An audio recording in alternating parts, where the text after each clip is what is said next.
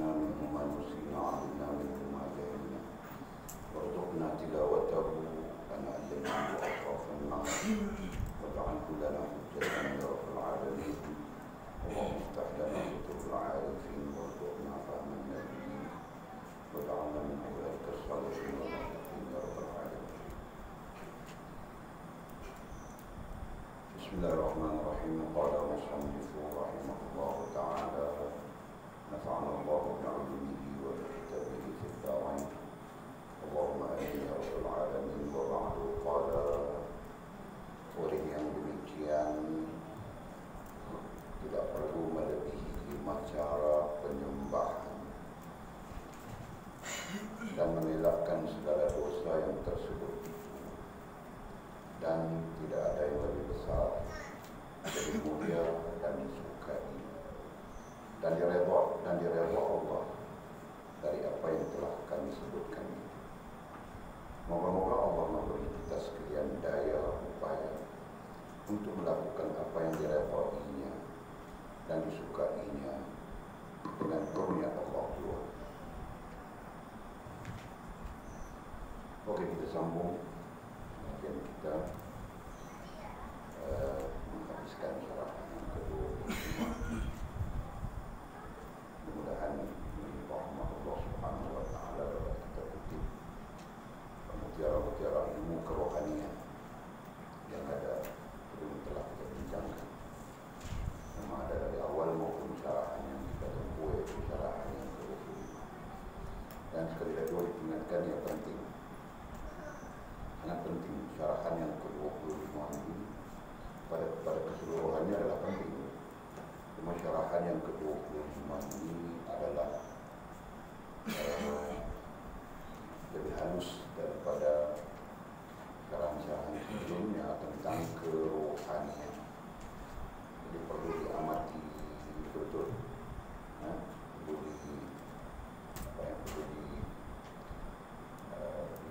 dibincangkan, dibahaskan secara halus supaya kita faham. Nah, kita sambung kata Musannif rahimahullah taala. Oleh yang demikian sama dengan oleh itu, berarti termasuk di dalam isim isyarah. Dan isim isyarah itu oleh yang demikian kalau dalam bahasa Arab bunyinya ialah fabizalika, zalika, tanika,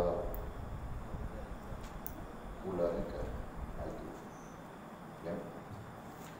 Oleh yang demikian, oleh itu, berarti isim isyarah menunjukkan sesuatu. Apa yang ditunjukkan? Yang ditunjukkan ialah apa yang kita bincangkan dari awal syarahan ke-25. Apa yang Allah mau dari kita dan bagaimana kita sepatutnya dengan Allah Subhanahu wa taala. Jadi ada dua message besar. Perhatikan betul-betul ya, ada dua message besar. Satu,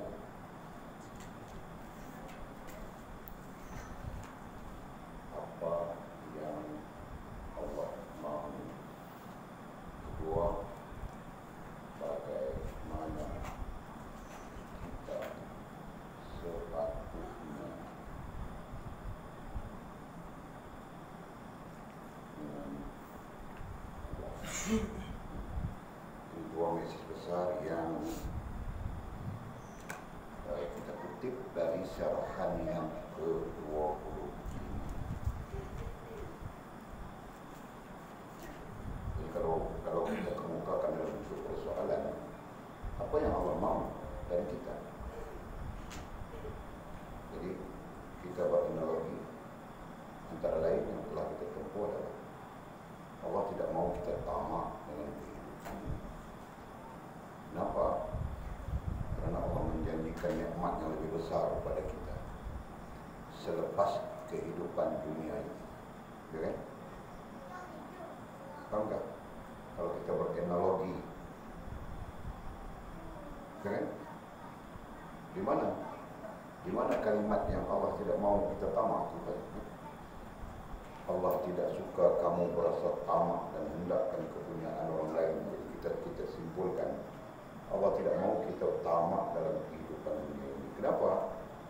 Karena tamak itulah yang menjadikan kita memutuskan hubungan dengan Allah Subhanahu wa Ta'ala. Sedangkan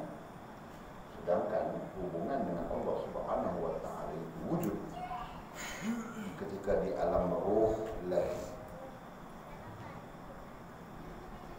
Perhatikan dulu sebut. Hubungan dengan Allah Subhanahu wa Ta'ala itu wujud sejak kita di alam ruh lagi. Kan? Nah, kerana kemudiannya kau berbimbang, kau tamak dengan dunia, kau berbimbang dengan dunia, kau memutuskan hubunganmu dengan Allah Subhanahu wa Ta'ala. Itu yang berlaku. Boleh faham tak? Boleh faham tak? Kan? Kerana manusia itu tamak. Dari tamak itu mereka berbimbang, dan berbimbang itu mencetuskan tamak. Itu punya pusingannya. Manusia memutuskan hubungannya dengan Allah Subhanahu wa Ta'ala. Padahal hubungan dengan Allah Subhanahu wa Ta'ala itu wujud sejak di alam ruh. Nah, alam ruh itu kan kita belum ada. Siapa pun belum ada. Selain daripada makhluk Allah Subhanahu wa Ta'ala yang namanya malaikat dan sebagainya. Ya? Dalilnya, alastu bi rabbikum, tidakkah aku ini Tuhanmu? Qalu, maka berkatalah sekalian ruh, khususnya manusia, bala, bahkan engkaulah Tuhan kami, syahidana, dan kami bersaksi. Di mana? Di alam ruh. Nah, di alam ruh itu wujudnya hubungan dan perhubungan dengan Allah Subhanahu wa Ta'ala sudah jelas begini. Tetapi kenapa ketika usia kau 15 tahun, ketika usia kau 16 tahun, ketika usia kau 17 tahun seterusnya kau menderhakai Allah Subhanahu wa Ta'ala? Jelas kan? Allah menegur kita, Allah mengkritik kita di dalam Al-Quran. Boleh baca selalu. Kaifa takfuruna billah. Allah tanya kita, bagaimana wahai manusia kamu boleh kufur kepada Allah? Kufur artinya ingkar kan? Ingkar antara kesimpulannya adalah merusakkan, memutuskan hubungan dengan Allah Subhanahu wa Ta'ala. Ya kan? Nah, kemudian cantum saja maklumat sekarang. Kaifa takfuruna billah, bagaimana wahai kamu manusia boleh kufur kepada Allah, boleh ingkar kepada Allah, boleh derhaka kepada Allah, boleh bercanggah dengan Allah. Wa kuntum amwatan, padahal kamu datangnya kamu dengan mati. Nah, itu lambang kebesaran Allah. Datangnya kamu dengan mati, dengan kematian. Itu kita belajar sudah. Tsumma ahyakum, kemudian kami yang menghidupkan kamu. Tsumma yumitukum, kemudian kami mematikan kamu semula. Tsumma yuhyikum, dan menghidupkan kamu semula. Tsumma ilaihi turja'un, dan kemudian kamu akan kembali kepada kami. Nah, itu teguran Allah Subhanahu wa Ta'ala. Ke atas apa? Teguran ke atas engkarnya manusia. Jelas kan?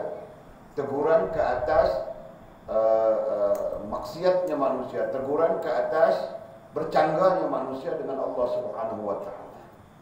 Jelas kan? Nah, percanggahan itu yang kita maksudkan tadi berpunca daripada berbimbangmu. Dan berbimbangmu berpunca daripada tamakmu dengan dunia. Jelas.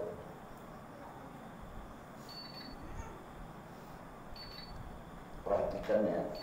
Mudah-mudahan roh kita kembali hidup.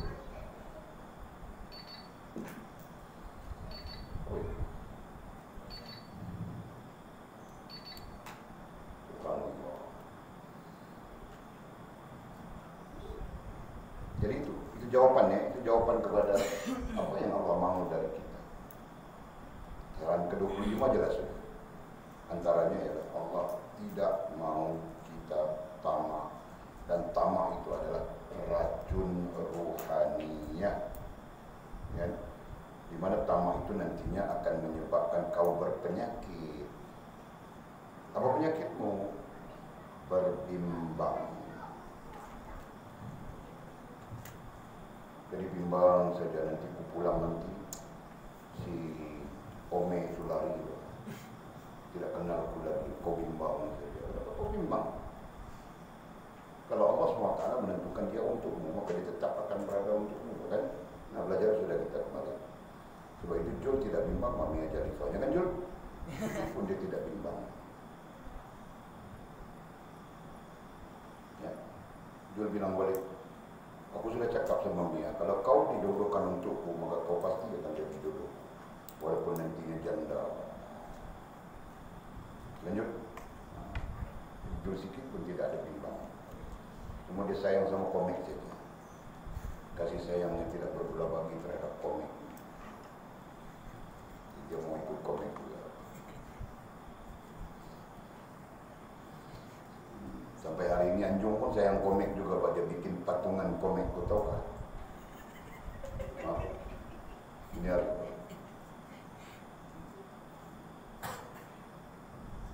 diam-diam dia bikin patungan komik.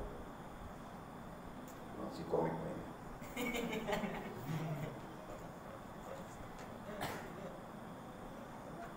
Tapi orang ini lagi dahsyat. Nilofa ni, patung Nilofa ni.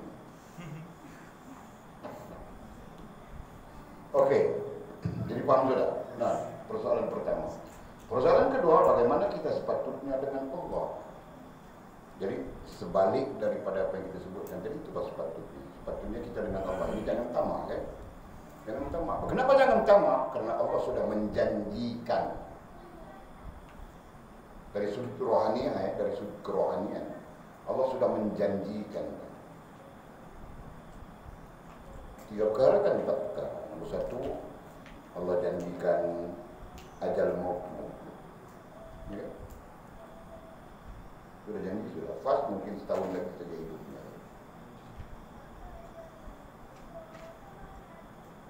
Walid lambat lagi, panjang lagi. Hilaf mungkin 2 tahun, 3 tahun lagi saja hidupnya. Kau amin kan? Jadi tidak kan? Anjungmu mungkin 6 bulan saja lagi hidup.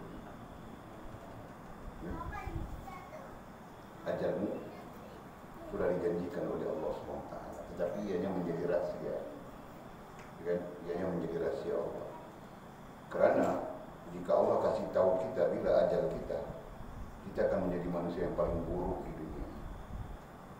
Betul kan?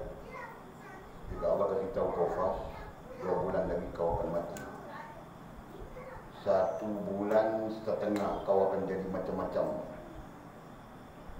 baki 2 bulan lagi baru kau duduk dalam rumah saja wirid saja, subhanallah, subhanallah, subhanallah, subhanallah, gitu kan?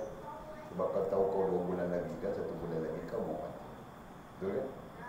Nah, baki panjang, mau enjoy pak. Betul kan? Itu yang terjadi. Faham tak? Allah merahsiakan. Jadi Walid pun tidak tahu bila mau mati, tapi rasa mau mati sudah. Hari ini hari yang keberapa tidak makan nasi? Tidak, keempat. Makan pisang 2 biji tadi. Pisang buruk itu. Pisang buruk. Pisang buruk. Orang tidak tahu buat urusan dapur. Tahu pisang buruk yang ada dalam tu, makan 2 biji saja. Kan boleh rasa kenyang. Tidak ada rasa langsung mau makan nasi. Boleh kan? Padahal Walid hidup sudah 50 tahun makan nasi. Bukan 50 tahun. Tolak. Berapa tahun orang baru makan berapa tahun? Baby setahun pertama belum makan nasi. Makan nasi sudah. Walid lupa berapa lama tiada baby.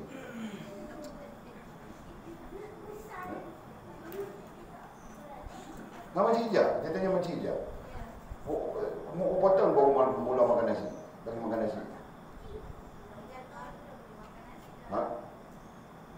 Setahun dah makan nasi dah? Belum kan? Makan nestem itu ya kan? Jadi berapa tahun? 2 tahun. Berarti tolak 2 tahun saja bawa balik. 49 tahun makan nasi saja. Kan? 49 tahun makan nasi. Nah sekarang 4 hari sudah tidak makan nasi. Berarti satu hal yang sangat dominan dalam hidup, makan nasi. Sekarang boleh buang nasi. Itu tanda mau mati, sudah tahu kata orang.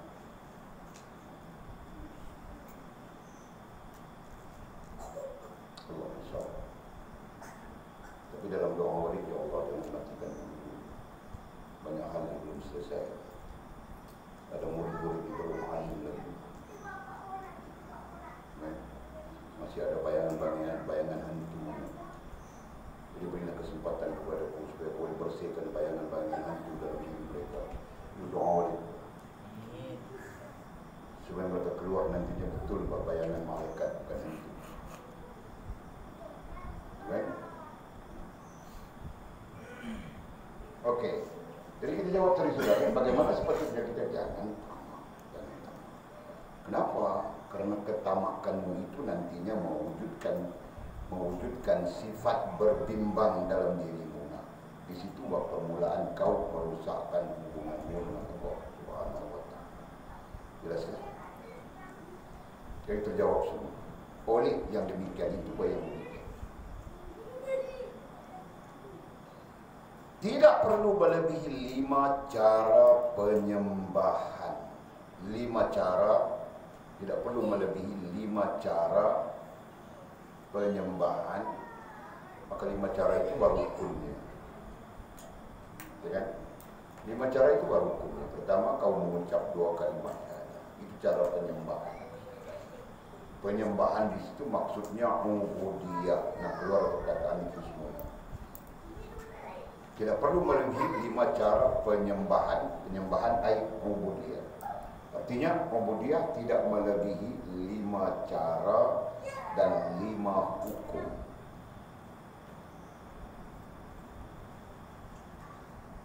Pertama apa? Pertama tidak melebihi 5 cara. Pertama kau mengucap 2 kalimat syahadat. Maka sebab itu baik manusia maupun jin atau siapapun mengucap 2 kalimat syahadat. Ya?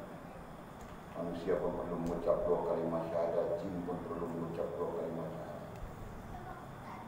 Dan mengucap 2 kalimat syahadat itu setengah ulama bilang kunci ubudiyah. Kunci pengabdian diri kita kepada Allah Subhanahu wa Ta'ala. Maka tidak sah pengabdianmu jika kau tidak mengucapkan 2 kalimat syahadat. Siapapun, kan? Oleh sebab itu diletakkan kau masuk Islam, jadi kau mau beribadat, kau perlu mengucap 2 kalimat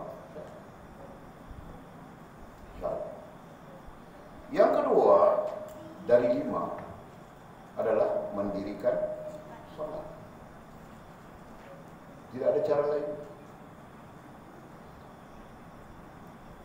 Tidak perlu kepada cara lain.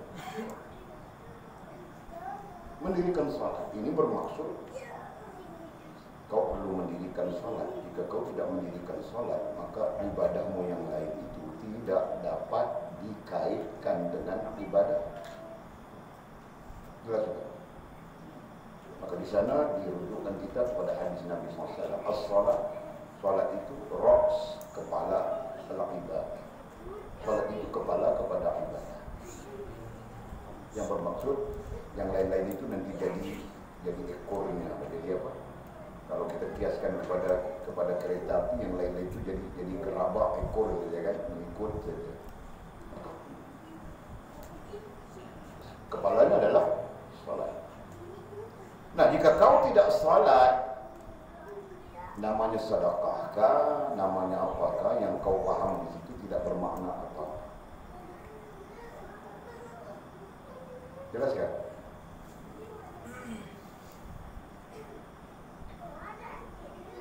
Sampai-sampai besarnya solat itu disebut dalam hadis. Kita nanti baca kitab itu kan. Apa nama kitabnya? Tanbihul Ghafilin. Dah edarkah belum Tanbihul Ghafilin? Belum kan? Oh, yang nak ada yang nak ambil juga. Nah, kalau begitu kita boleh baca terus lah.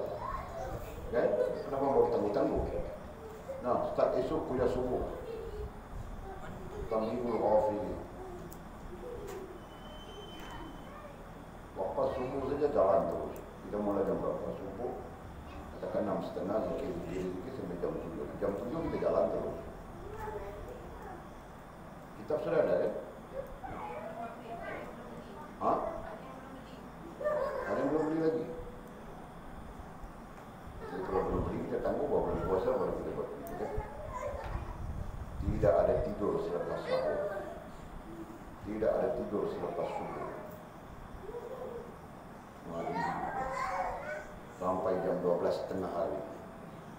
Baru khairullah sekejap tidur sekejap. Boleh kan?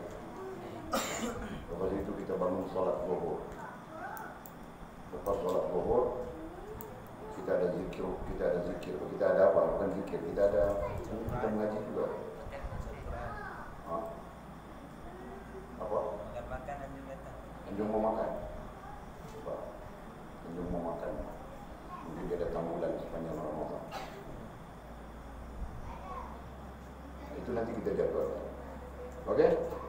Nah, selesaikan urusan kita dulu.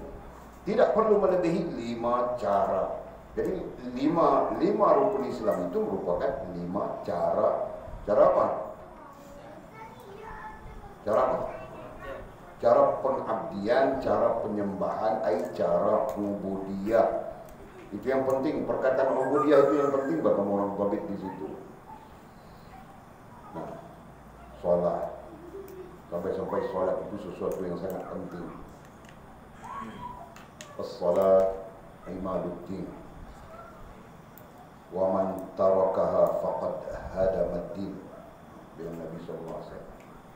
Salat itu tiang agama.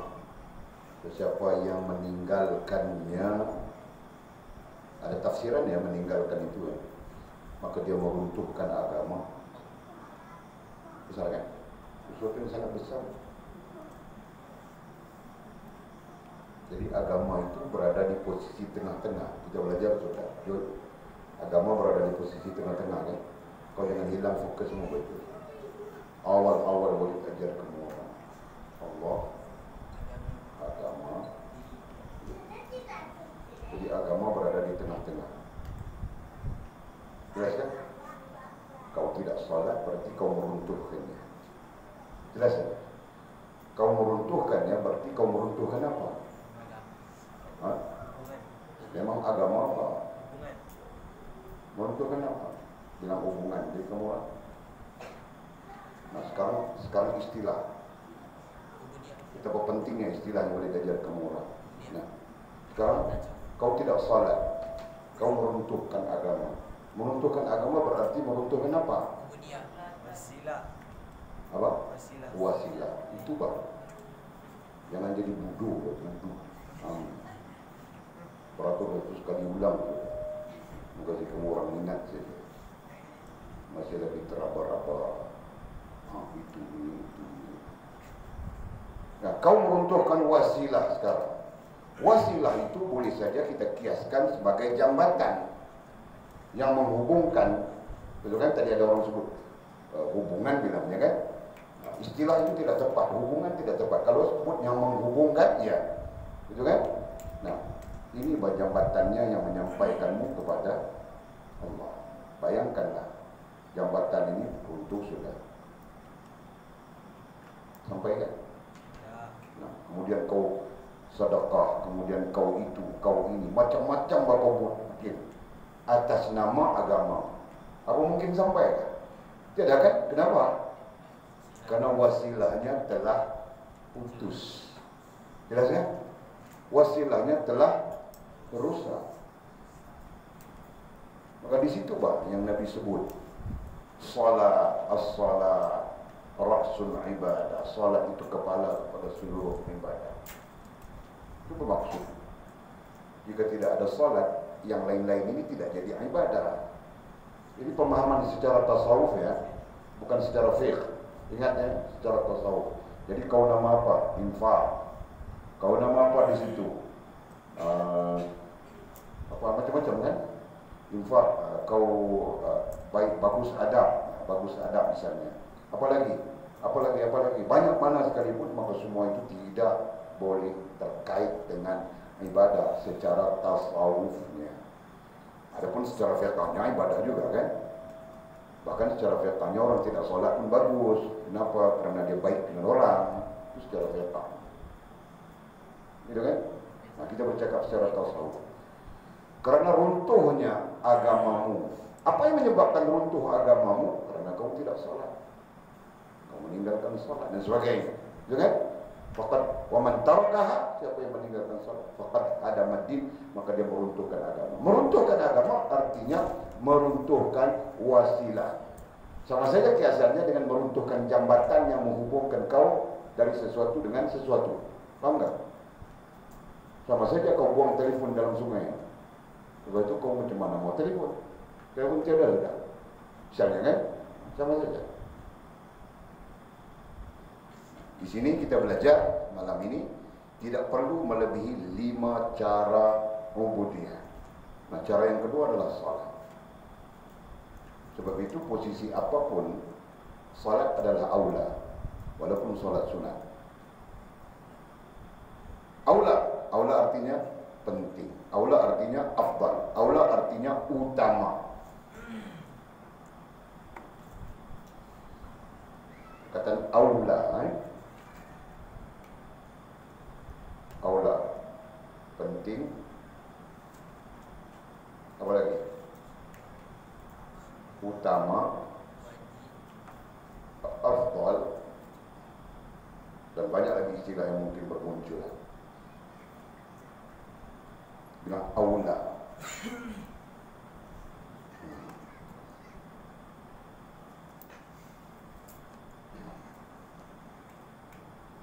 Yang ketiganya apa? Yang ketiga, puasa. Kita mau hadapinya seminggu lagi, kurang lebih seminggu kan? Puasa kita, Ramadan Karim. Nah, itu cara ibadat kita. Yang ketiga. Dan yang keempatnya, zakat. Zakat dan yang semakna dengannya. Boleh disebut zakat ya, zakat dan yang semakna dengannya. Kalau puasa pun yang semakna dengannya. Kalau solat pun yang semakna dengannya. Yang tidak ada banyak makna adalah mengucap 2 kalimah syahadah. Itu saja maknanya, kan? Yaitu kau mengikrarkan, kau mengaku bahwa Allah SWT itu sebagai Tuhan, tidak ada syirik padanya, dan kau mengaku bahwa Nabi Muhammad itu adalah Rasulullah SAW. Adapun solat ada terkait maknanya. Puasa ada lagi yang terkait dengan maknanya. Zakat ada lagi yang terkait dengan maknanya. Contoh, infak itu bagian-bagian daripada terkait makna zakat. Sedekah itu bagian-bagian yang terkait makna zakat. Jadi dari segi fiqahnya nanti kamu orang belajar luas, mengembangkan dia. Paham tak? Kita belajar dasar saja sekarang. Nah, kemudian yang kelima, mengerjakan haji dan apa yang terkait dengannya, ya kan? Nah, 5. Jadi 5 ini cara penyembahan, cara pengabdian, cara ubudiyah. Itu istilah tasawuf sekarang. Cara ubudiyah. Dan tidak lebih dari itu. Kau tidak perlu panjat gunung betapal untuk mengabdikan diri kepada Allah SWT. Bau apa kita ya? Ada bau apa? Bau lambu. Ilmu kita seekor saja bau kan? Yang mau bau kan? Oh. Siapa lah lambu itu nanti kita mau makan dia, biarlah dia bau. Bau saja. Okey. Apa tadi boleh sebut? Nah, tidak perlu melebihi 5 cara itu. Mungkin kau nanti bilang, oh aku bersedekah. Sedekah itu termasuk dalam infak, termasuk di dalam zakat. termasuk dari bagian makna-makna zakat, gitu kan? Nah, begitulah yang kita sebutkan tadi. Tidak lebih dari itu. Kau jangan reka-reka mau betapa di Gunung Jerai atas nama pengabdian. Kau jangan mereka-reka begitu begini, macam-macam rekaan yang kau reka, kan? Nah, jangan. Jelas. Dan terkait lima cara, 5 metode ubudiyah ini, 5 hukum. Nah, terkait di situ apa? Bilangnya hukum taklifi, kan? Istilahnya adalah hukum taklifi. Bilang taklif. Taklif apa maknanya, Anjung?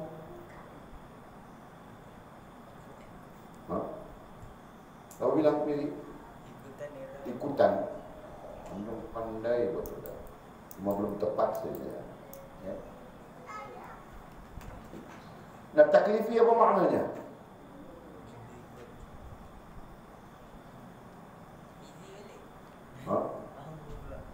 Apa ini? Taklifi. Tidak tahu, kau bilang tidak tahu, tak tahu. Kau jangan memalukan kami. Kuliah kita ini ada jin, ramai jin daripada bangsa jin. Tertawa saja dia orang. Apa kau ini? Taklifi pun tidak tahu. Perlu diikuti. Ha? Apa? Yang perlu diikuti. Kau kutip dari mana? Daripada mana makna itu? Boleh cakap sudah kan? Mustahil boleh tidak cakap. Nah, siapa tahu taklifi maknanya apa? Pandai ngomong. Jadi oleh kerana kamu orang pandai, ini malam ada hadiah. Kamu orang bawa pandai. Mama menjadi wakil kan? Ini malam ada hadiah, oleh kasih kamu orang hadiah. Semua orang dapat hadiah. Nilainya kurang lebih RM15 buat saya.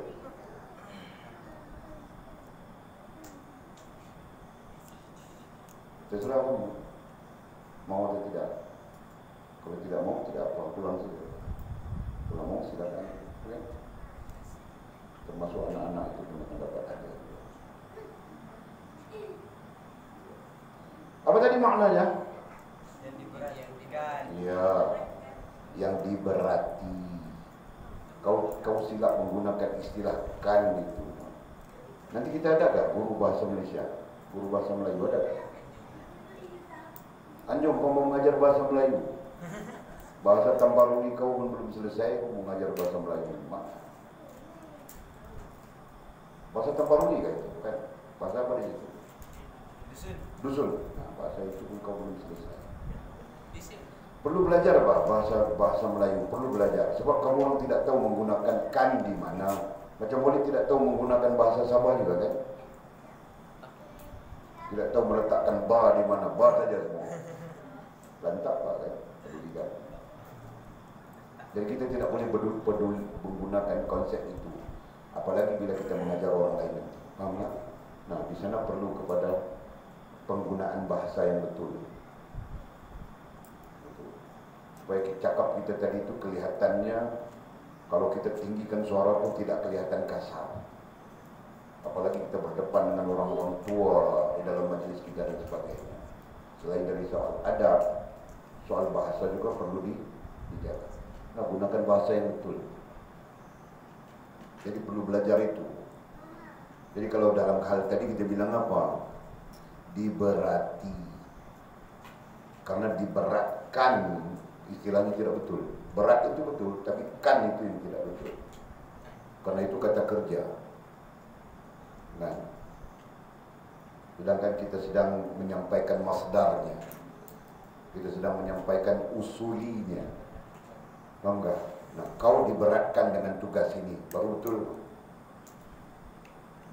Jelas kan? Kau pas diberatkan dengan tugas korek punggung ayam. Baru betul kan? Diberatkan.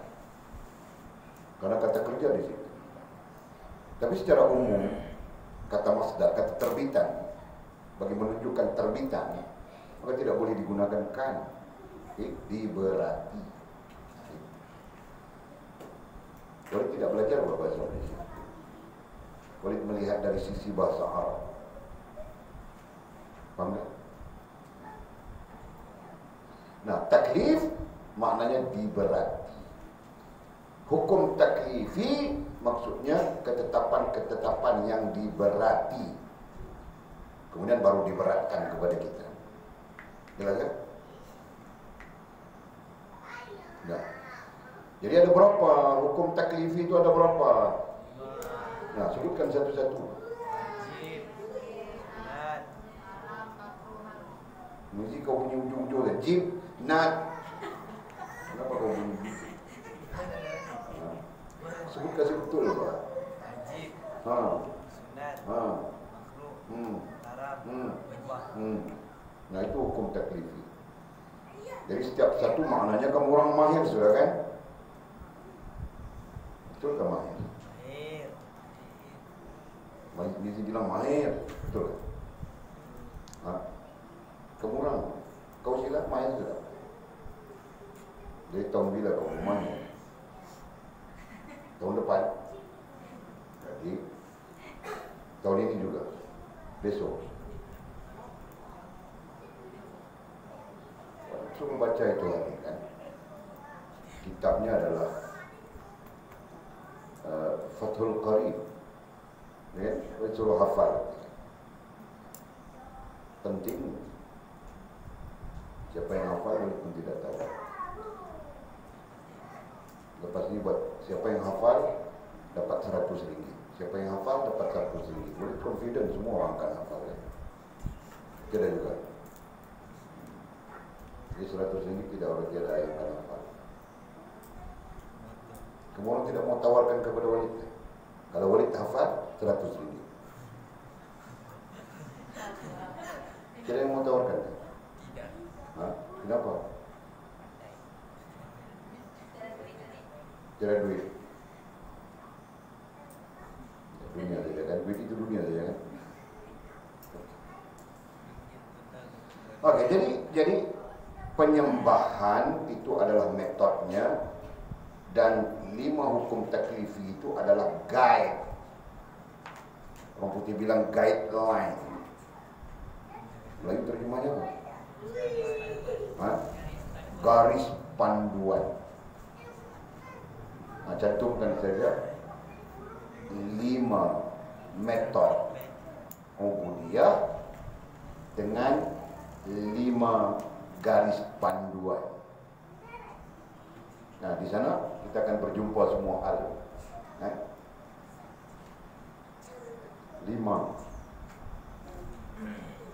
5 metode atau cara ubudiyah. Kemudian gabungkan dengan 5 apa tadi sebut? Garis panduan.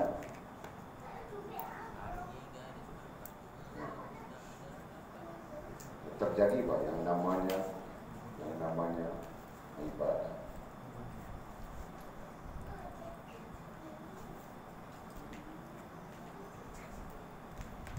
Jadi setiap ibadahmu akan terkait dengan setiap 5 ibadahmu nantinya, 5 metode ubudiyahmu akan terkait dengan 5 garis panduan itu.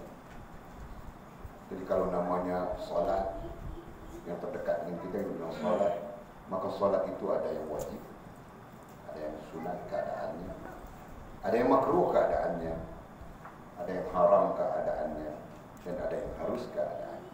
Gitu kan? Nah, apa solat yang haram keadaan? Tidak tanya kamu orang, jadi dia sini nanti lalat di sini. Ha.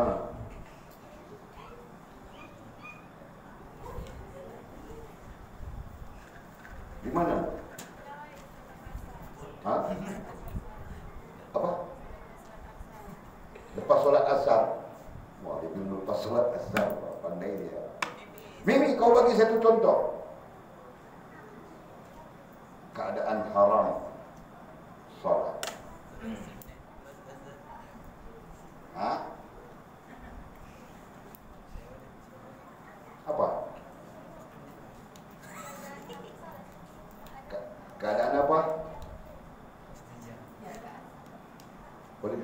dari kau, nanti kau mengajar orang lain.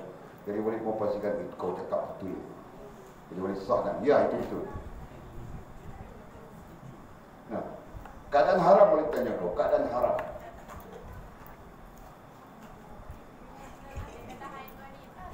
Kau sampai Walid tidak dengar Pak. Kenapa kau yang cakap? Walid tanya dia Pak. Mana hilangnya suara dia? Masuk kepada patung itu sudah.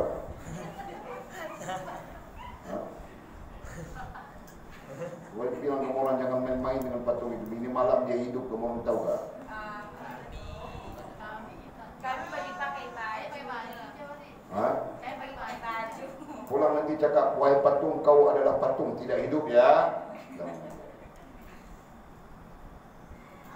Nah, dia hidup lah pasal yang orang main dia. Tu jangan duk main patung. Jangan duk main dia. Dia hidup pasal lagi. Oh, dia main cekuk tidak ya, aku tak tahu. Dia kata, rupanya patung cukup.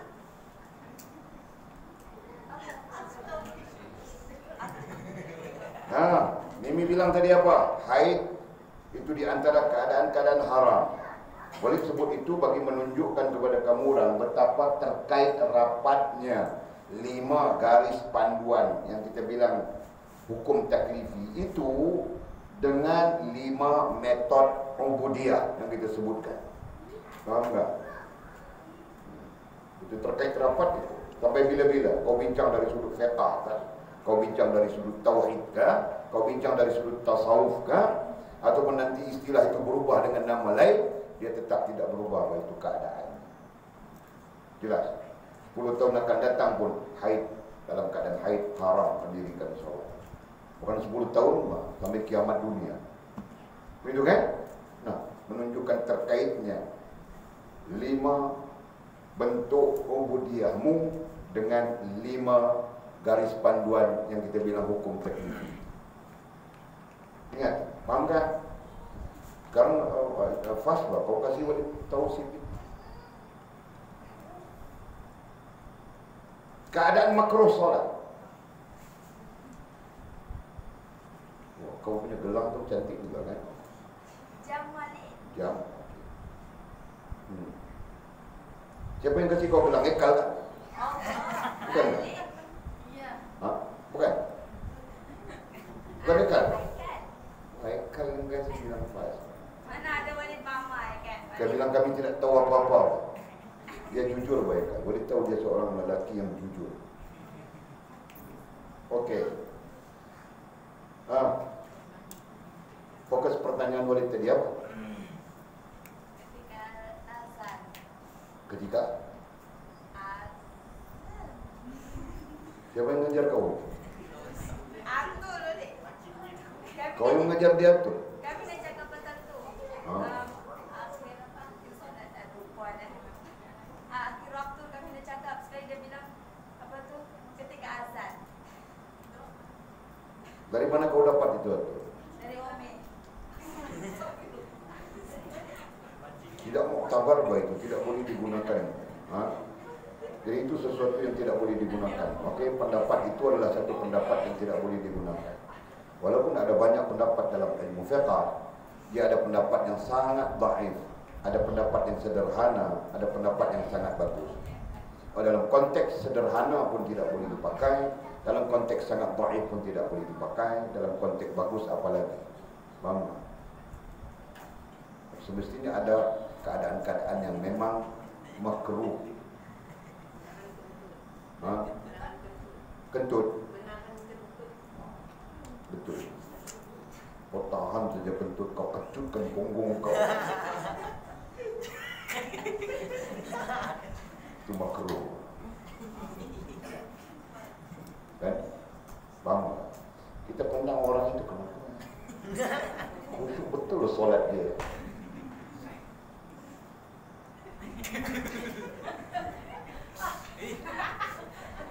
Makruh. Jelas kan? Kau mau kentut-kentut saja. Jangan ambil wuduk lagi. Itu lebih bagus. Faham kan? Kenapa jadi begitu?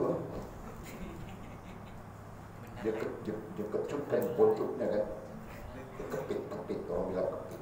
Tahan cakra tu ada. Tahan taik dia. Wah, seronok saja Nyum cerita macam ni. Pengalaman. Oh, pernah jadi dia di RTMS?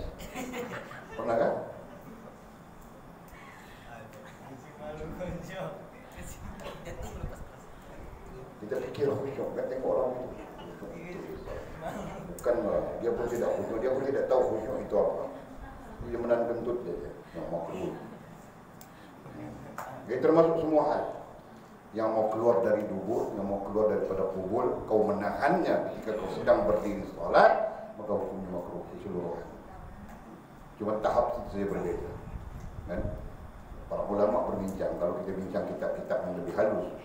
Jadi dia mau salam sudah, sekarang mau keluar kentutnya. Gimana itu? Apakah dia perlu melepaskan kentutnya atau menahan? Misalnya kan, jadi di situ dibincangkan tahap-tahap makruhat. Jadi kamu orang mungkin tidak pernah dengar bahwa makruhat pun ada tahapnya kan? Ya. Sama saja, yang wajib itu pun ada tahapnya. Kan? Yang sunat itu pun ada tahapnya. Yang makruh itu pun ada tahapnya, yang haram itu pun ada tahapnya, yang mubah itu pun ada tahapnya. Nanti semua kamu orang belajar bahwa hal itu penting, sangat penting dalam konteks ilmu fiqh. Jelas kan? Baru boleh jadi guru kepada banyak orang. Setelah kamu orang belajar 4 tahun pulang boleh jadi guru juga, guru kepada budak-budak. Jadi kamu pilih saja mau jadi guru kepada banyak orang, atau mau jadi guru kepada budak-budak, atau mau jadi guru kepada anak-anak saja. Ya kan? Nah, terserah. Kalau mau belajar jadi guru kepada semua orang, nah, kau perlu menguasai. Kalau bilang tadi itu antaranya ya, dalam soal fiqh, kau perlu menguasai tahap-tahap hukum. Ya kan? Jadi wajibnya ada berapa tahap, sunatnya ada berapa tahap, makruhnya ada berapa tahap, haramnya berapa tahap, semua itu perlu dipelajari. Baru nanti kau tahu. Termasuk dalam soal istinbat, kau mau pegang dengan pandangan-pandangan ulama. Itu. Kalau tidak, kau walid yang cakap saja. Kau tidak tahu pandangan ulama yang berbagai-bagai, kan? Oke, selesai di situ ya. Sambung. Jadi kita jangan mereka-reka. Jangan sesekali di antara umat Islam, umat kita menambah-nambah bentuk penyembahan, metode penyembahan, dan menambah-nambah garis panduan hukum itu. Tidak perlu. Kalau mau tambah, kau mau tambah apa? Katakan, kita berbincang secara ilmiah ya. Kalau mau tambah, kau mau tambah apa? Nah, katakan kau mau tambah 5 metode Ubudiyah. Dari 5 itu kau mau jadikan dia 6. Apa yang kau mau 6 kan?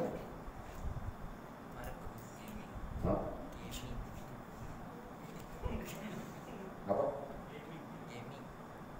Game. Tambah game. Wah, kau murtad terus-terus saja. Iya. Betul kan? Maknanya kau menambah sesuatu yang bukan agama sebagai agama. Nah, murtad kan? Nah. Jadi kau mau nambah apa? Tidak ada ruang sebenarnya. Kalau kamu bilang nak tambah dengan zikir, itu ada sudah di dalam itu kan? Wirid dan sebagainya ada sudah di dalam itu. Kau mau tambah dalam apa? Tidak ada apa. Jelas kan? Oke.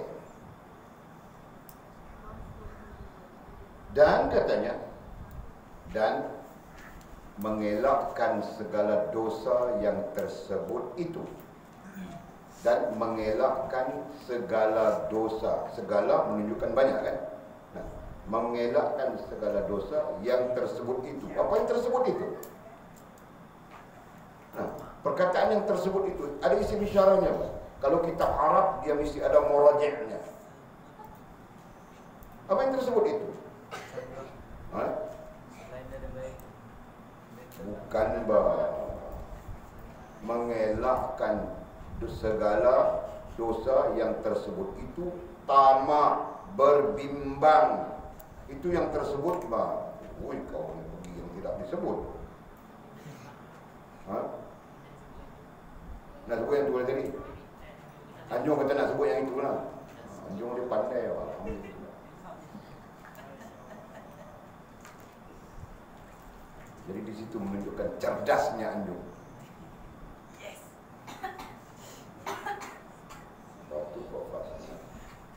Pikiran juga kofas. Sebut Anjung batu, sebut Anjung batu. Dia suka Anjung ni. Dia suka Anjung. Dia suka Anjung?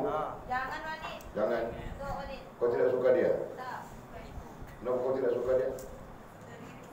Setiap dari satu. Dia ada Allah. Dia ada Rasulullah. Dia ada Walid, dia ada Omid dah. Dia ada Omid juga. Dari sebab itu yang sebenarnya dia pun suka. Cuma kau ada. Tak Walid. Jadi kau dengan jadi sendiri, Pak? Dia peras Walid. Betul Walid. Betul. Kau belum tahan hangnya. Kau memang buaya, Pak. Mana ada Walid? Kau jangan permainkan aku, ya. Tiada. Okey. Terus. Mengelakkan segala dosa yang tersebut itu isim syarah. Itu yang perlu difokuskan dulu. Apa itu? Tamak, berbimbang, yang akhirnya memutuskan hubunganmu dengan Allah SWT itu. Dan itu juga menyebabkan nantinya kau banyak dosa yang lain. Itu bilang segala. Itu kan? Kau zalim pada orang. Kenapa? Karena kau mau memenuhi keinginanmu. Maka kau nantinya zalim kepada orang lain. Nah, dosa selanjutnya dibilang segala tadi. Menyangkut itu, menyangkut ini, menyangkut itu, yang berbagai-bagai, disebabkan tamakmu dan berbimbangmu itu. Jelas?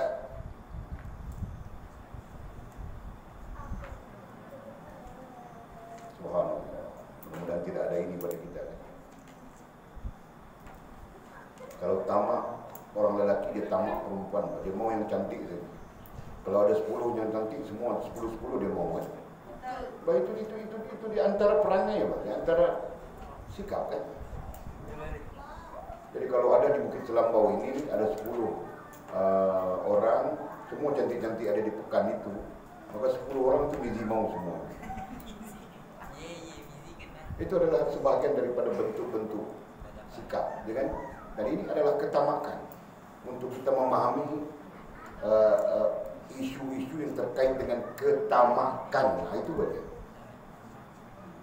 Suruh pemakan, semua kita mau makan. Kambing bakar kita mau, gajah bakar kita mau, bewok panggang kita mau, semua mau saja makan. Itu juga dari bagian daripada ketamakan. Boleh paham kan? Yang terbaik adalah sederhana, ya kan? Okey. Dan tidak ada yang lebih besar bilangnya. Dan tidak ada yang lebih besar. Apa maksud tidak ada yang lebih besar? Ayat ini adalah ataf. Dan adalah ataf. Sambung ayat. Sambung ayat dari mana? Sambung ayat dari oleh yang demikian. Dari oleh yang demikian dan sambung ayat daripada yang tersebut itu. Kan? Lebih tepat adalah yang tersebut itu. Sambung ayat dari situ. Dan tidak ada yang lebih besar. Apa yang tersebut itu? Apa? Tamak, berbimbang, dan memutuskan atau merosakkan hubunganmu dengan Allah Subhanahu wa Ta'ala. Tidak ada lebih besar dari itu. Kenapa? Kenapa dia bilang tidak lebih besar dari itu? Karena itu adalah agama. Jelas sudah kita ajar tadi kan, kita sebut tadi kan. Karena itu adalah wasilah. Hubungan dengan Allah adalah sesuatu yang besar. Nah, bermula dari sekarang kita jangan pandang itu sebagai sesuatu yang remeh. Karena manusia memandang hubungan dengan Allah adalah sebagai sesuatu yang remeh, maka sebab itu manusia biar saja. Gitu kan? Tidak solat pun dia tidak rasa tidak apa. Faham kan? Berdosa pun rasa tidak apa. Kenapa? Karena hubungan dengan Allah itu dianggap sebagai remeh. Padahal hubungan dengan Allah SWT itu merupakan satu yang sangat penting, terpenting daripada apapun. termasuk hidup kita sendiri. Ya kan? Kalau nantinya Jamal buat perangai, biar apa dia? Yang penting kau dengan Allah Subhanahu wa ta'ala. Jangan kerana Jamal buat perangai, kau mau ikut Jamal misalnya. Faham ke sila? Sama saja keadaan kita. Kalau Walid buat perangai, mamamu tidak perlu ikut Walid, tidak perlu taat pun. Jelas kan? Dia perlu taat selama mana Walid taat kepada Allah Subhanahu wa ta'ala. Begitu bakal orang nantinya, kan? Jelas. Jadi di situ menunjukkan apa? Di situ menunjukkan yang penting, yang besar, yang aula Allah bilang tadi. Penting, utama, afdal adalah Allah Subhanahu wa ta'ala. Jelas sudah. Nah, ini Walid ajar kamu orang. Allah pertama-tama. Kedua agama, ketiga baru diri kita. Jelas kan?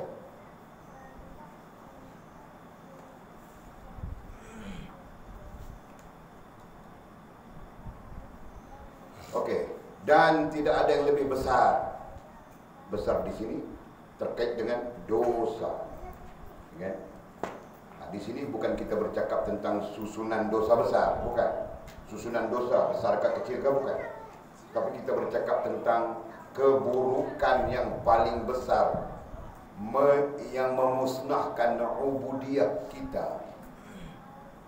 Namanya apa? Tamak dengan dunia dan berbimbang. Asalnya satu saja berbilang, tamak saja. Dari tamak itulah datangnya berbimbang. Dan dari berbimbang itulah datang penyakit-penyakit kejahatan-kejahatan yang lain. Jelas kan?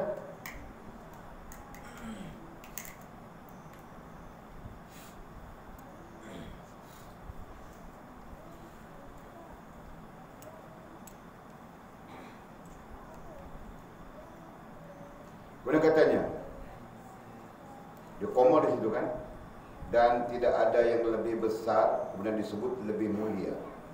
Nah, ayat ini janggal pada dasarnya. Tadi tidak ada yang lebih besar, kita kaitkan dengan dosa yang tersebut. Nah sekarang lebih mulia. Janggal kan? Sebab itu kita perlu berteks Arab. Jadi kalau ikut teks Arabnya, lebih mulia dengan meninggalkan dosa tersebut. Nah, sebab kalau teks Arabnya dia ada ilaihi, ada apa ya? Ada dhamir mustatir, dhamir mutaharrik. Nah, ini penterjemah mungkin dia gagal memahami dhamir itu. Dhamir mutaharrik, dhamir mustatir. Dia katanya lebih mulia di situ terkait dengan meninggalkan dosa yang tersebut itu. Jadi kalau kita meninggalkan dosa yang tersebut itu, apa dosanya itu? Tamak, berbimbang, dan merosakkan hubungan kita dengan Allah. Kalau kita tinggalkan itu, maka mulia kita. Nah itulah maksud. Ya.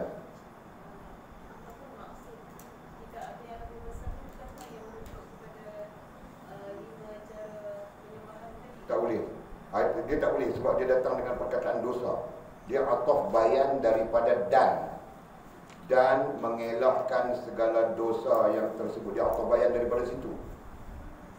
Jadi konsep balaghah ataf itu adalah sesuatu yang menunjukkan sama ada menjelaskan hak sebelumnya ataupun mengkhabarkan dengan khabar yang baru. Itu kan? Konsep ataf bayan. Jadi perkataan yang ada di situ dosa yang tersebut itu, dan mengelakkan segala dosa yang tersebut itu. Jadi ataf bayan dia dan tidak ada yang lebih besar. Jadi kita ikut konsep ataf bayan itu. Jadi kita selamat dari segi makna mutasyabihat. Kita tak mau jadi ayat itu jadi samar. Kesamaran itu nanti menyebabkan kita susah nak explain kepada orang. Dari segi menurunkan ilmu nantinya. Faham tak? Nah, jadi kalau kita nak kaitkan dengan itu, kita jangan pakai dan, kita jangan pakai ataf. Oleh yang demikian tidak perlu melebihi 5 cara penyembahan bagi mengelakkan. Nah, jangan pakai perkataan dan, itu okey. Tapi dalam kitab Arab juga menggunakan dan, menggunakan atau bayat. Jadi kita lebih tepat, lebih baik kita berjaga-jaga dari sini. Okey. Jadi bagi mengelakkan kekeliruan, masukkan saja lebih mulia dengan meninggalkan dosa yang tersebut itu.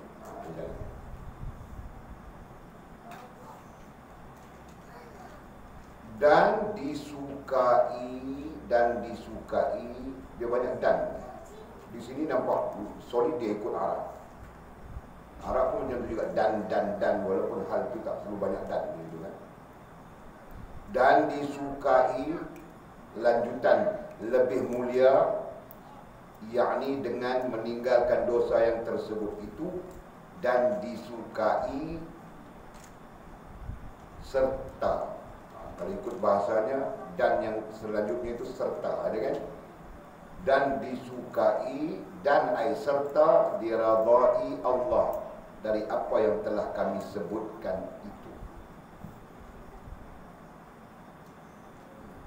Jadi wajar untuk kita terima lebih mulia itu dengan maksud yang kita kait tadi. Lebih mulia yakni dengan meninggalkan dosa yang tersebut itu, atau dosa yang tersebut itu, dan disukai serta diredai Allah dari apa yang telah kami sebutkan itu. Jadi apa yang kami sebutkan?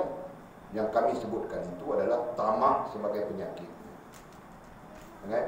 Yang merosakkan kita dengan Allah SWT. Dan penyelesaiannya melalui bentuk ubudiyah, iaitu 5 metod dan 5 garis panduan, 5 hukum taklifi. Itu lebih mulia, disukai dan diredai Allah, diredai oleh Allah Subhanahu wa taala. Itu maksud. Boleh kan? Boleh faham tak ayat? Teksnya. Jadi pastikan teks itu tidak mengelirukannya.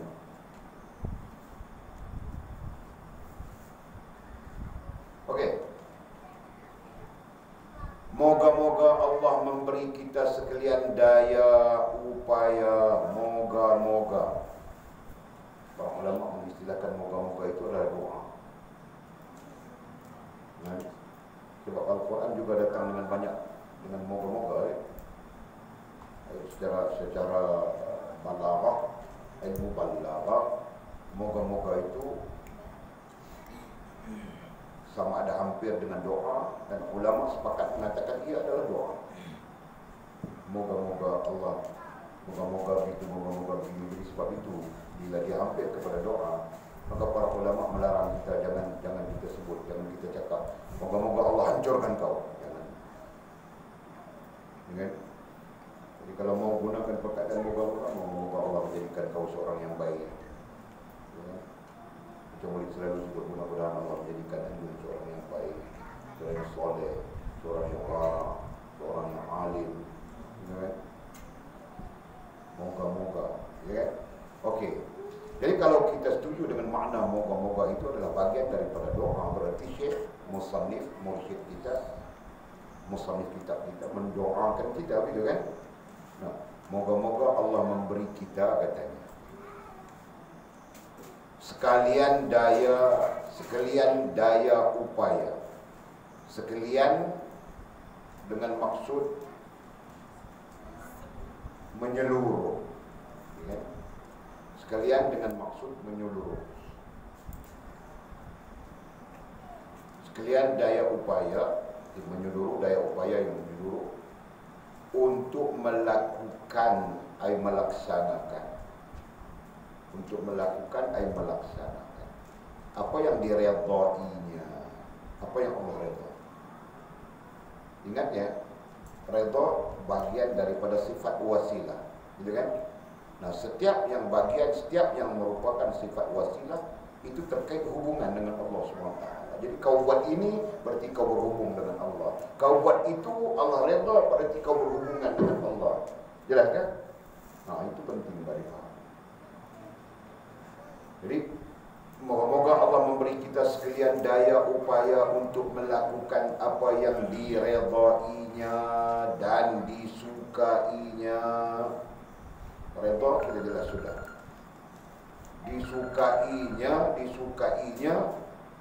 Disukainya bermaksud ada lawannya.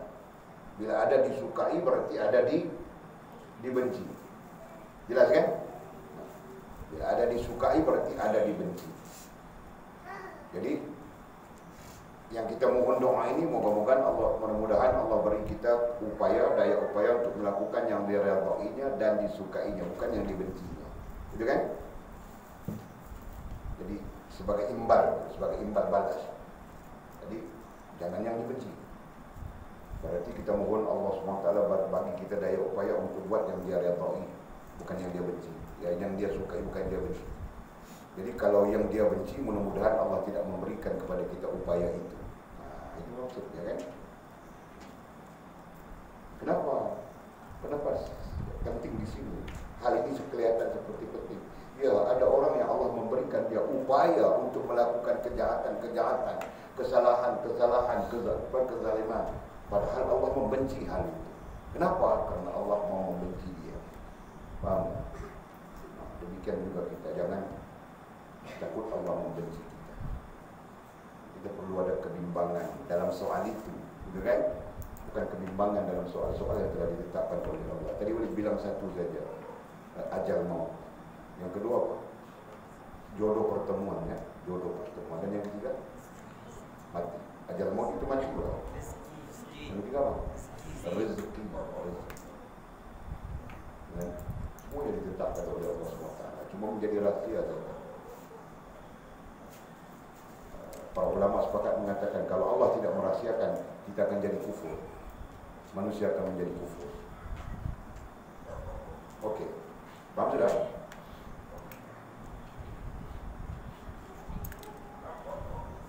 Moga-moga Allah memberi kita sekalian daya upaya untuk melakukan apa yang diredainya dan disukainya, dan menjauhkan kita daripada upaya-upaya untuk melakukan apa yang dibencinya. Amin ya rabbal alamin. Dengan kurnia Allah jua kata. Dengan kurnia ini daripada lebih tepat perkataan kurnia itu kita pakai anugerah. Ya. Dengan kurnia anugerah Allah jua. Maksudnya itu adalah penyerahan. Sebab kita tidak punya daya dan upaya untuk melakukan ketaatan dan meninggalkan kesalahan, kemaksiatan, melainkan dengan izin Allah Subhanahu wa taala. Betul kan? Boleh tengok dalam bilik sana TV duduk di atas meja. Kamu orang tengok TV tak? Kamu orang tengok TV? Ada channel tak ada?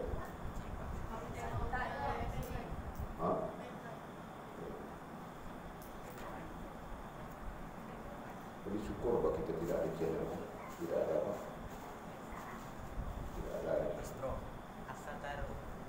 Tidak ada line. Ada apa nama dia? Satu, tidak ada line. Nombor dua, TV itu TV apa nama? Sekarang orang pakai TV Smart TV kan? Panasonic. Itu TV lama kan? TV tube. Jadi kita tidak boleh pakai sudah. Jadi alhamdulillah. Jadi, kalau TV itu TV yang boleh diguna pakai, besok kita ambil buang orang-orang. Yang biar kamu orang tengok dia TV.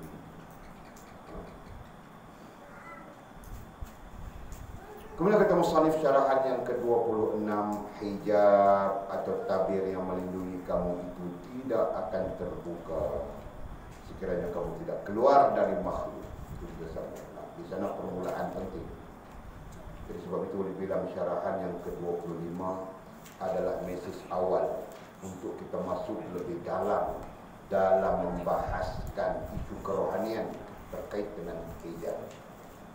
Dengan kata musannif Allah. Kita bagi awal ini mana ni?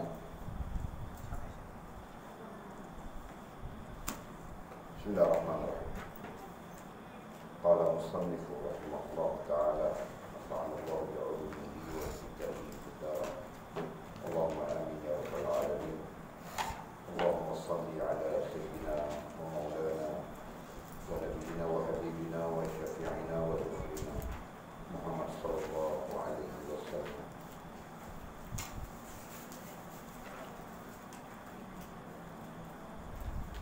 Hadis nomor berapa?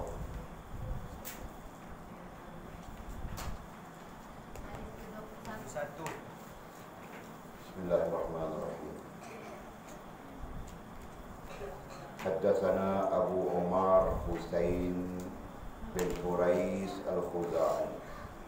Haddatsana Ali bin Husain bin Waqi. Haddatsani Abi. Haddatsani Abdullah bin Buraidah. Qala sami'tu Abi Buraidah yaqulu ja'a Salman al-Farisi ila Rasulillah sallallahu alaihi wasallam hina qadima al-Madinata bima'idatin 'alayha ratabun fawudi'at ay fawada'aha bayna yaday Rasulillah sallallahu alaihi wasallam faqala ya Sulaiman ma hadha faqala sadaqatun 'alayk wa 'ala ashabika faqala irfa'ha fa inna la na'kulu as-sadaqah qala farafa'aha faja'a al-ghada bimithlihi fawada'ahu bayna yaday Rasulillah sallallahu alaihi wasallam faqala ma hadha ya Sulaiman faqala hadiyatun lak فقال رسول الله صلى الله عليه وسلم لأصحابه ابسطوا ثم نظر إلى الختم على ظهر رسول الله صلى الله عليه وسلم فآمن به وكان لليهود فاشتراه رسول الله صلى الله عليه وسلم بكذا وكذا درهما على أن يغرس لهم نخلا أي نخيلا فيعمل سلمان فيه حتى تطعم أي يطعم فغرس رسول الله صلى الله عليه وسلم النخلة أي النخلة إلا نخلة واحدة غرسها عمر فحملت النخل من عامها ولم تحمل نخلة أي نخلة منه أي نخلة عمر فقال رسول الله صلى الله عليه وسلم ما شأن هذه النخلة فقال عمر يا رسول الله أنا غرستها فنزعها رسول الله صلى الله عليه وسلم فغرسها فعملت من عامها.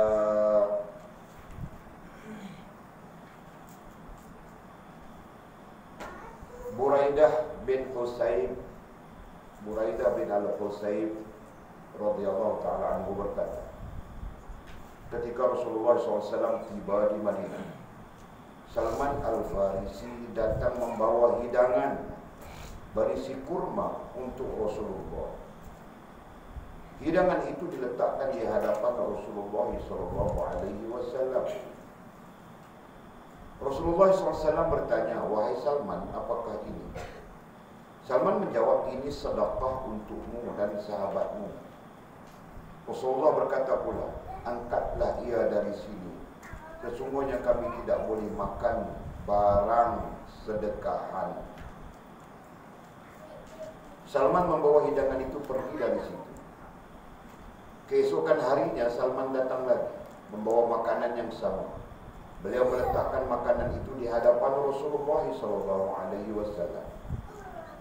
Rasulullah SAW bertanya, apakah ini wahai Salman? Salman menjawab, ini adalah hadiah untukmu. Rasulullah berkata kepada para sahabat, hidangkanlah.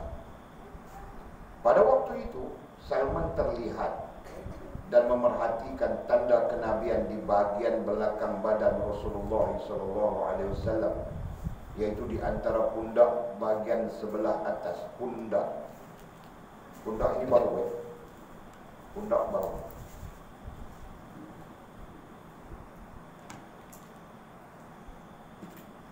Dengan itu Salman menyatakan keimanannya kepada Rasulullah SAW. Jadi hal ini dalam komentar para ulama hadis, Salman pada awalnya beragama Majusi. Karena orang Farsi kebanyakannya adalah beragama Majusi, yaitu agama menyembah api. Dalam periwayatan mengatakan bahwa Salman pernah mendengar daripada mungkin orang-orang agama dalam Majusi, dalam agama Majusi, menceritakan pesanan daripada pesanan, mengatakan jika kau berjumpa dengan seorang manusia yang di belakangnya ada tanda, maka kau ikutlah orang itu. Demikian periwayatan Salman. Maka sebab itu Salman berusaha ketika dia di Madinah, bila diberitahu bahwa Nabi Muhammad SAW adalah Nabi yang datang daripada Makkah ke Madinah, itu adalah Nabi, maka dia mendatanginya untuk melihat benar atau tidak Muhammad bin Abdullah yang berhijrah daripada Makkah ke Madinah ini adalah Nabi. Karena sepanjang pengetahuannya dalam agamanya sendiri, dalam agama Majusi itu sendiri, paham tak? Jadi barangkali pengamal agama Majusi, boleh saja kita sebut imam-imam dalam agama Majusi, sudah meriwayatkan tentang itu. Berarti ada dalam periwayatan mereka. Karena itu Salman ini cuba sedaya upaya mau melihat tanda kenabian di tubuh Muhammad bin Abdullah SAW.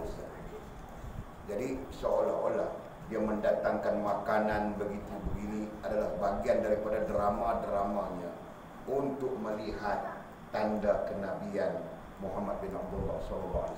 Faham tak? Faham tak? Jadi jangan pelik nanti kalau kita baca hadis tentang Salman. Jadi banyak hal-hal yang sebegitu. Dia mau tahu saja, dia cari-cari saja. Kan? Dari segi hikmahnya, kita pun perlu begitu juga, kan? Perlu mencari orang yang saleh, mencari orang yang alim. Jangan kita duduk macam kayu saja. Lantak-lantak akhirnya kita mati macam katak. Kan? Okey. Dengan itu Salman menyatakan keimanannya kepada Rasulullah apabila dia mendapati sungguh benar ada tanda kenabian di belakang baginda Nabi SAW, maka dia menyatakan keimanannya dan dia menyatakan keislamannya, meninggalkan agama Majusi. Faham tak? Okey. Sebelum itu Salman adalah hamba milik seorang Yahudi. Salman adalah hamba milik seorang Yahudi. Rasulullah SAW menebus beliau dengan sekian-sekian dirham. Cara membayarnya adalah dengan menanam tanaman kurma di atas sebidang tanah untuk mereka. Ini riwayat yang paling sahih. Rasulullah memerdekakan Salman daripada milik seorang Yahudi. Kemudian Rasulullah memerdekakan Salman sendiri dalam kaedah pembelian, memerdekakan hamba. Jadi kita merdekakan dari orang itu jadi milik kita, kan? Nah, Rasulullah memerdekakan dia terus, dalam arti kata membebaskan dia terus daripada belenggu tuan. Jadi Rasulullah SAW sendiri bukan tuan, walaupun Rasulullah SAW membeli atau memerdekakan, menebus Salman daripada Yahudi. Kemudian cara membayarnya adalah dengan menanam tanaman kurma di atas sebidang tanah untuk mereka. Dalam riwayat mengatakan orang-orang Farsi adalah orang-orang yang pandai pertanian kurma. Jadi orang-orang pandai pertanian ketika itu. Jadi Salman adalah orang yang barangkali mewarisi kepandaian pertanian ketika itu. maka Rasulullah SAW menjadikan dia atau membebaskan dia dengan memerintahkan dia supaya menanam kurma di atas bidang tanah untuk mereka.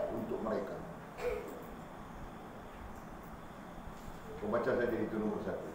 Salman perlu bekerja di situ sampai pokok-pokok kurma itu berbuah.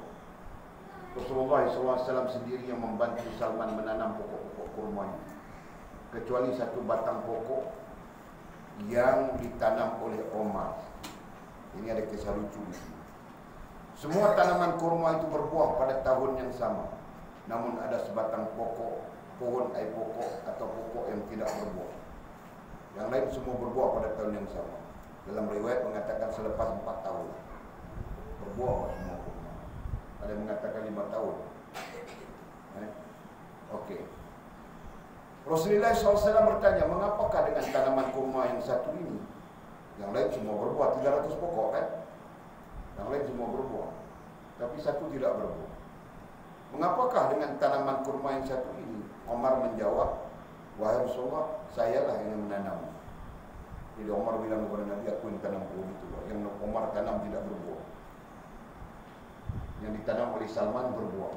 Jadi di situ menunjukkan bahawa Salman mempunyai ilmu pertanian, sedangkan Omar tidak mempunyai ilmu pertanian. Nah, di sana kalau kita kembangkan fahaman ini, menunjukkan kita tidak pandai semua ilmu, gitu kan? Maka di sana kita perlu merendah diri saja. Kau pandai ilmu ini, kau tidak pandai ilmu itu. Kau pandai ilmu itu, kau tidak pandai ilmu ini. Itu kan manusia. Tidak ada orang yang pandai semuanya. Betul kan, Jul? Jadi kalau kau alim, belum tentu kau boleh jadi mudim. Mudim, tahu tak? Mudim tahu? Mudim, tidak tahu. Kamu orang mungkin generasi baru bah tidak tahu mudim. Tahu tak? Jadi apa mudim? Potong mudim kan? Kalau dulu ada mudim kampung, sekarang mudim kampung tiada sudah. Kalau mudim kampung tiada, boleh jadi mudim kampung, boleh. Betul. Sebab itu oleh tanya anjung sunat belum, dia belum sunat juga. Ya, boleh jadi mudimnya. Boleh cerita betul ni, berbenda belajar kan?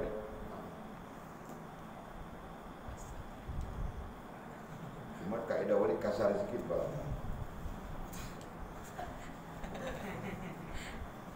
Okey. Jadi Omar menjawab, sayalah menanamnya. Berarti Omar mengakui tidak ada pengetahuan berkaitan dengan ilmu pertanian. Jadi sebut tadi kan kita sampai bila pun perlu merendah diri, sebab kita tidak akan mengetahui semuanya. Jadi hal ini kita belajar daripada orang ini, hal ini kita belajar daripada orang itu, begitu kan? Tapi kesemuanya terkait dengan ilmu alam, betul kan? Walid ajar sudah kamu orang pengasingan ilmu, supaya kamu orang nantinya tahu yang ini namanya ilmu alam. Jadi kalau kau mau jadi doktor, baru kau belajar dengan ini di sini. Kalau kau mau jadi apa yang kau mau jadi, bang? Kalau kau tidak mau jadi apa-apa, aku mau jadi suri rumah saja, kau perlu belajar juga menjadi suri rumah kan? Itu semua perlu belajar, bang. Adapun ilmu dasar, maka kau perlu cari yang ahli, kena cari ahlinya juga kan? Okey. Rasulullah SAW mencabut pokok kurma itu lalu menanamnya semula. Jadi pokok yang tidak tumbuh itu tadi dicabut oleh Rasulullah. Mungkin pokok itu mati kan, yang ditanam oleh Sayyidina Umar, dicabut oleh Rasulullah lalu menanamnya semula. Tanam semula yang baru, akhirnya pokok itu berbuah pada tahun yang sama juga. Masya Allah, pokok itu berbuah pada tahun yang sama juga.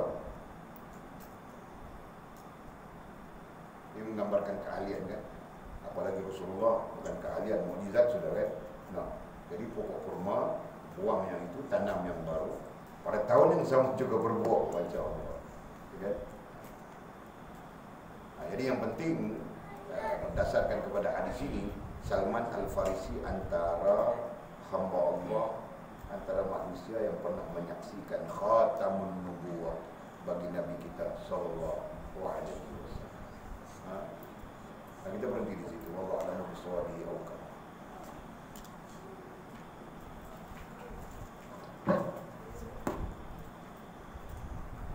Ada soalan?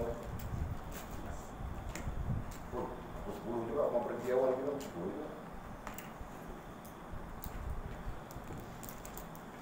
Ini tak kuat ni.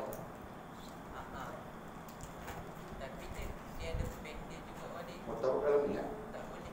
Tak boleh. Dia ada pen macam. Ada pen dia. Oh, dia ada pen khas dia lah. Ni rekod Jadi jenis cucuk masuk dia kot. belakang. Buang, Buang satu. buang yang ada dari situ masuk yang ni. Ya. Ingat pada dia. Okey, tiada soalan dah. Soalan yang terakhir bila kita mau makan saja. Bismillahirrahmanirrahim. Wassalatu wassalamu ala asyrafil mursalin sayyidina wa maulana Muhammad wa ala alihi wa sahbihi ajma'in. Allahumma iftah lana fathul arifin warzuqna fahman nabiyyin waj'alna min ibadika as-salihin. Allahumma ihdina as-siratal mustaqim siratal ladzina an'amta 'alaihim minan nabiyyin was-siddiqin wash-shuhada'i was-salihin. اللهم ربنا افتح بيننا وبين قومنا بالحق وانت خير الفاتحين. اللهم اعنا على ذكرك وشكرك وحسن عبادتك. اللهم فقهنا في الدين وعلمنا التأويل. اللهم فقهنا في الدين وعلمنا التأويل. اللهم فقهنا في الدين وعلمنا التأويل. وصلى الله على سيدنا محمد وعلى آله وصحبه وبارك وسلم والحمد لله